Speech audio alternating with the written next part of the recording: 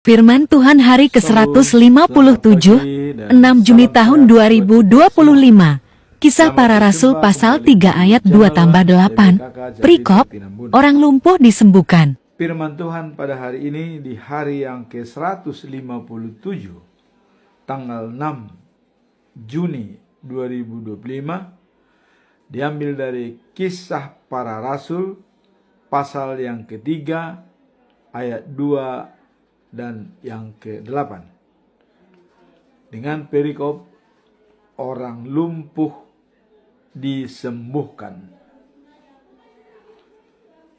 Sebagai nats adalah sebagai berikut. Di situ ada seorang laki-laki yang lumpuh sejak lahirnya, sehingga ia harus diusung tiap-tiap hari. Orang itu diletakkan dekat pintu gerbang bait Allah yang bernama Pintu Indah atau Gerbang Indah, untuk meminta sedekah kepada orang yang masuk ke dalam bait Allah. Ia melonjak berdiri, lalu berjalan kian kemari, dan mengikuti mereka ke dalam bait Allah, berjalan dan melompat-lompat serta memuji Allah. Dalam bahasa Indonesia sehari-hari dikatakan demikian. Di sana di pintu gerbang yang disebut Pintu Indah, ada seorang laki-laki yang lumpuh sejak lahir.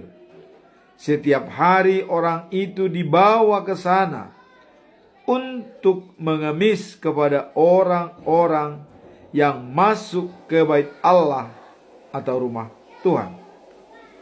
Lalu ia melompat berdiri dan mulai berjalan ke sana kemari, kemudian masuk ke rumah Tuhan bersama-sama Petrus dan Yohanes, sambil berjalan dan melompat-lompat dan memuji Tuhan. Dalam bahasa Batak Toba Siganupari didok sonon. Disi di harbangan namargoar pitu nauli, adong masada bawa na lupuon, sian mulai hatu tubuna. Ganu ari ditandu do ibana tu harbangani, laho mangido-ido tu akajolma naro tu bagas joroi. Manimbung ma ibana jongjong, dungi mardala-dalan ma ibana, diihutum ibana ma nasida masuk tu bagas joroi. Mardalan huhut manimbung-nimbung, mamuji-muji debata. Demikianlah firman Tuhan pada hari ini. Dan sebelum kita masuk dalam perikop, kita tetap menyampaikan pedoman bulan Juni, diambil dari 2 Korintus pasal 5 ayat 17, di mana dikatakan transformasi spiritual menjadi ciptaan baru di dalam Yesus Kristus dan berdamai dengan Allah. Akibat telah menjadi ciptaan baru, maka dikatakan haruslah juga menjadi saluran berkat bagi semua orang yang bisa berbagi kasih sesuai dengan karakter Allah, yaitu kasih. Itulah pedoman kita selama bulan Juni. Sekarang kita masuk dalam perikop hari ini, yaitu di mana Petrus dan Yohanes hendak masuk bait suci. Dia melihat seorang yang lumpuh yang meminta bantuan.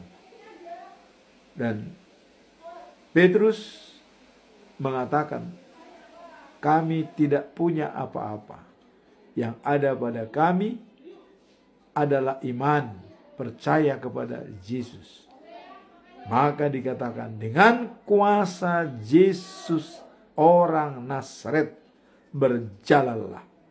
Akhirnya dia berjalan, melompat-lompat dan mengikuti masuk ke dalam bait suci bersama dengan Yohanes dan Petrus.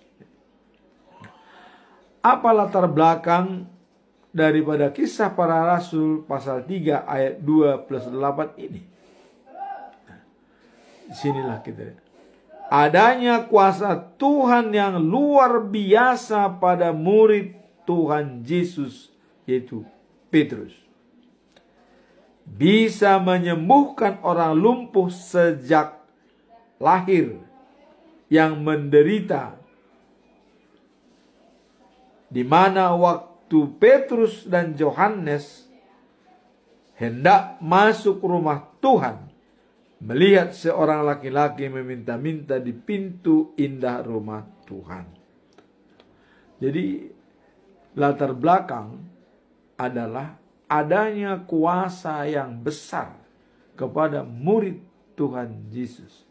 Dan ini sudah pernah diutarakan oleh Yesus kepada murid-muridnya.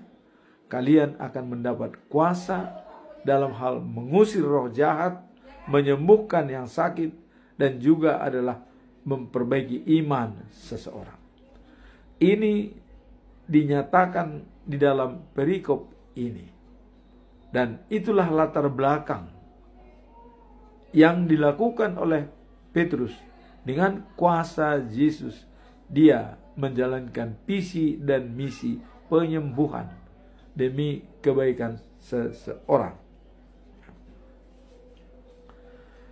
Kalau kita lihat dalam Kisah Para Rasul pasal 3 ayat 4, ya, Petrus berkata, "Pandanglah kami." Lalu orang itu memandang mereka dengan menghadap mendapatkan sesuatu. Dan dia berharap untuk mendapatkan sesuatu dengan memandang Petrus. Nah kemudian Petrus berkata bahwa dengan kuasa Yesus Kristus orang Nazaret itu berjalan. Petrus mengatakan, kami tidak punya uang, tidak punya apa-apa, tapi yang ada adalah kuasa untuk menyembuhkan. Dijalankan oleh Petrus sehingga orang itu menjadi sembuh. Nah, kemudian setelah sembuh, lalu ia melompat, berdiri dan mulai berjalan ke sana kemari. Jadi menunjukkan kuasa yang diberikan oleh Petrus. Dia bergembira ria dan melompat-lompat kegirangan. Kemudian yang paling utama adalah memuji dan memuliakan Tuhan. Jadi akibat penyembuhan tersebut, dia kembali memuji dan memuliakan Tuhan. Bahwa itu adalah kuasa dari Tuhan yang sangat-sangat berguna bagi dia yang lumpuh sejak lahir. Nah, apakah perbuatan Petrus mendatangkan kebaikan pada mahkamah agama di Yahudi? Tentu ini adalah kurang, ya, karena orang Yahudi menganggap karena waktu Petrus berkhotbah seolah Yesus dikatakan sudah lahir, dan ini sangat dibenci oleh orang Yahudi. Ini bermasalah bagi Petrus, ya. Maka dia dipanggil oleh mahkamah agama supaya mempertanggungjawabkan apa yang dilakukan. Dan karena dia mengatakan Yesus hidup kembali, maka mahkamah agama berencana untuk membunuh dia. Tapi kita lihat ada seorang pahlawan, yaitu Gamaliel, ya. di mana Gamaliel mengatakan kepada semua mahkamah agama, berpikirlah jernih, jangan mengganggu dia, karena kita sudah melakukan 2 kali dan apa hasilnya? Pertama, waktu Tadeus, ya, ada 400 pengikut juga mengatakan orang besar dan dibunuh oleh Israel dan bercerai-berai semua. Nah, kemudian Judas orang Judea juga membuat perlakuan yang sama dan juga dibunuh oleh bangsa Israel. Disinilah Gamaliel melihat. Terus akhirnya Gamaliel mengatakan kepada bangsa Israel, biarlah dia bekerja apa yang diinginkan. Kalau itu dari manusia, tidak akan berhasil. Tapi kalau itu adalah dari Allah, maka kita pasti akan takut kepadanya. Sehingga Petrus dan Yohanes dilepaskan, tetapi tetap dicambuk sebagai hukuman. Kemudian dilepaskan dan jangan lagi memberitakan firman Tuhan. Tapi Yohanes dan Petrus tidak berhenti di situ saja. Kalau di dalam Kisah Para Rasul 5 ayat 27 sampai 29 dikatakan, adanya peringatan keras dari mahkamah agama supaya jangan memberitakan firman Tuhan atas nama Yesus. Bahkan Petrus menuduh Yesus mati adalah karena bangsa Israel. Seolah-olah ini menjadi kebencian bagi orang Yahudi. Nah, tapi Petrus mengatakan Yesus bangkit kembali atas kuasa Allah. Tidak mati.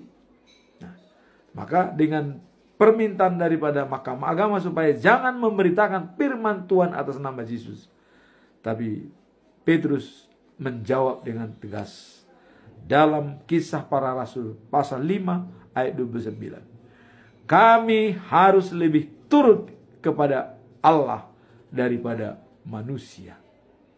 Itulah pernyataan sikap dari Petrus yang dulu kita kenal, sampai dia 3 kali ya menyangkal Yesus, dan 3 kali juga diberikan Yesus pengarahan. Apakah kau sayang kepadaku? Ya Tuhan, gembalakan domba-domba, sampai 3 kali. Dan sekarang Petrus membuktikan bahwa kami lebih tunduk kepada Allah daripada manusia. Itulah cerita mengenai Petrus dan latar belakang daripada di sini. Kemudian apa tujuan perikop ini? Apa tujuannya? Nah, mari kita lihat di sini.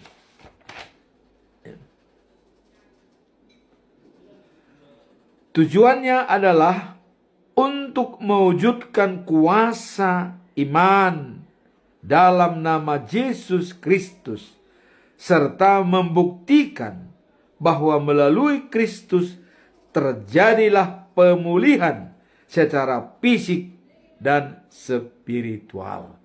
Itu yang mau dibuktikan, bahwa Yesus itu tetap hidup dalam diri kita, walaupun dia sudah mati, disalibkan dan bangkit dan naik ke surga, tapi dia tetap hidup dalam diri kita.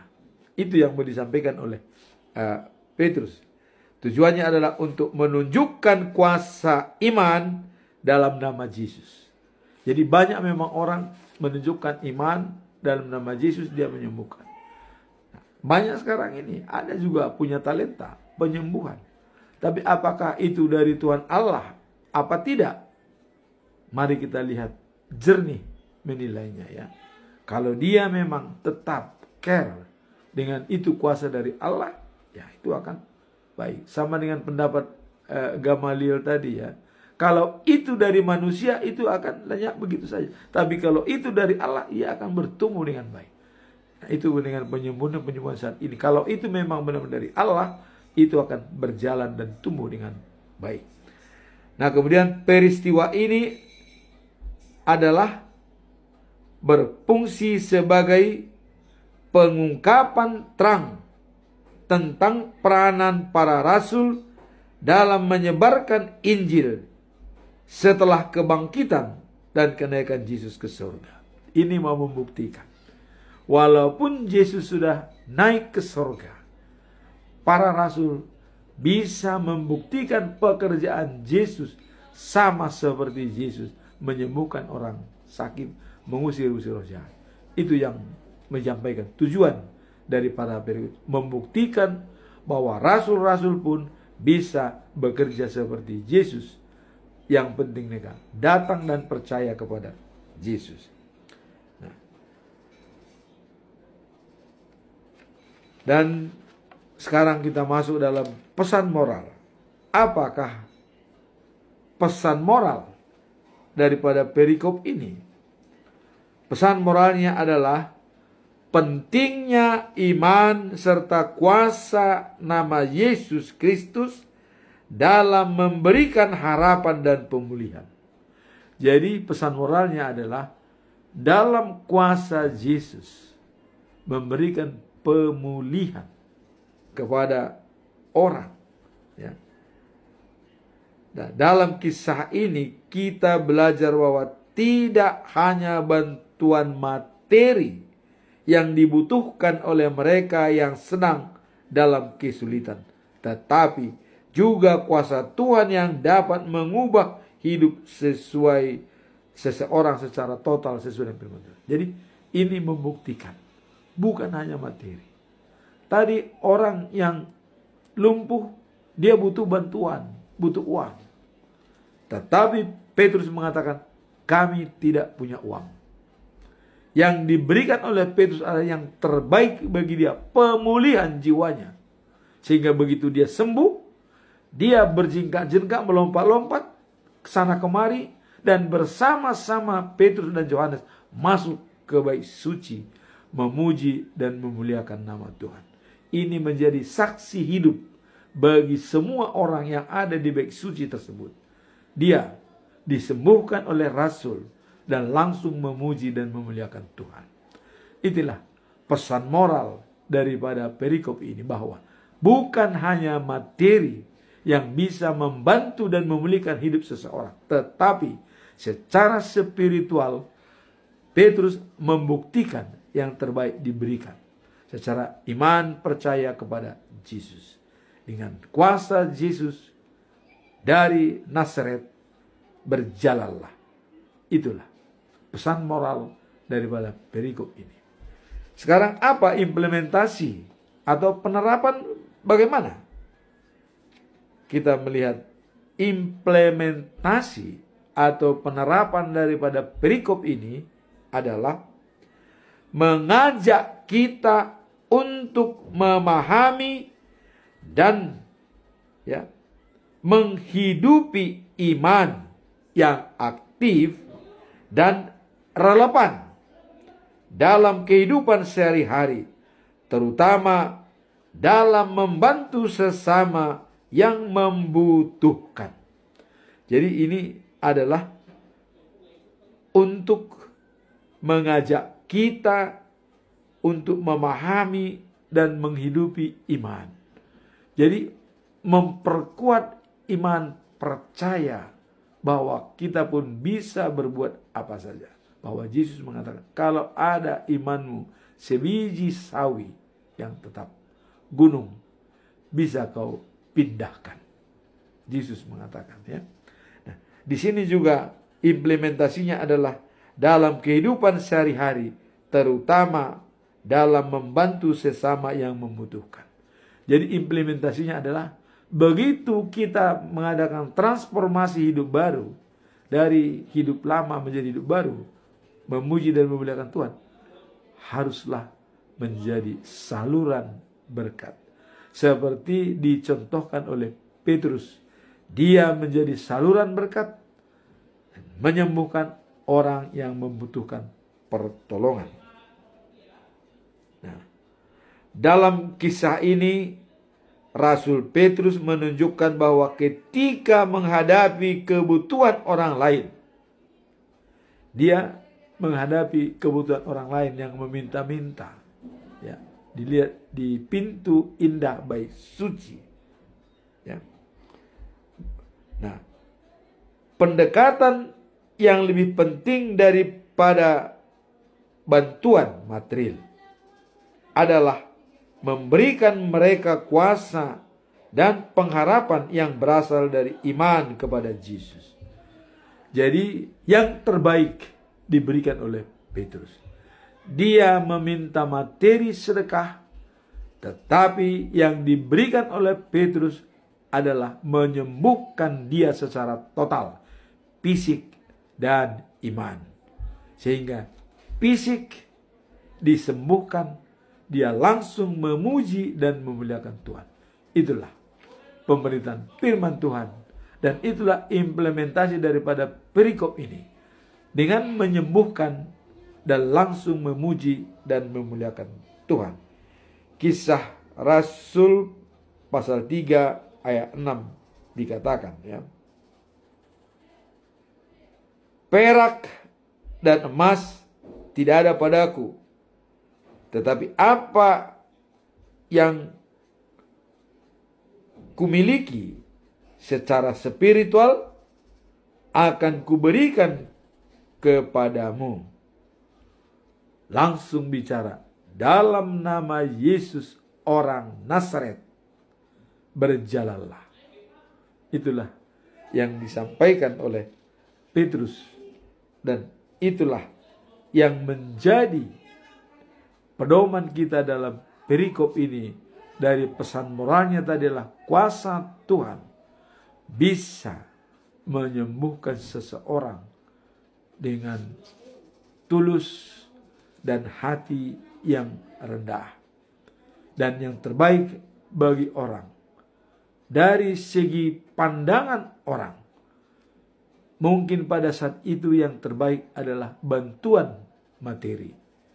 Tetapi menurut pikiran daripada Petrus secara rohani, dia melihat harus disembuhkan secara fisik, dan itu akan menjadi terbaik bagi dia. Maka Petrus dengan kuasa Tuhan Yesus menyembuhkan orang lumpuh, dan dia menjadi sembuh, dan sebagai saksi hidup di dalam bait suci, melompat-lompat dan bernyanyi-nyanyi, memuji dan memuliakan Tuhan. Itulah firman Tuhan pada hari ini. Kiranya firman ini menjadi bekal bagi kita sebagai saksi hidup, bahwa apabila kita sudah bertransformasi hidup baru di dalam Yesus dan berdamai dengan Allah, jadilah saluran berkat seperti dilaksanakan oleh Petrus sebagai rasul yang sudah dikuasai oleh Roh Kudus. Amin. Tuhan memberkati.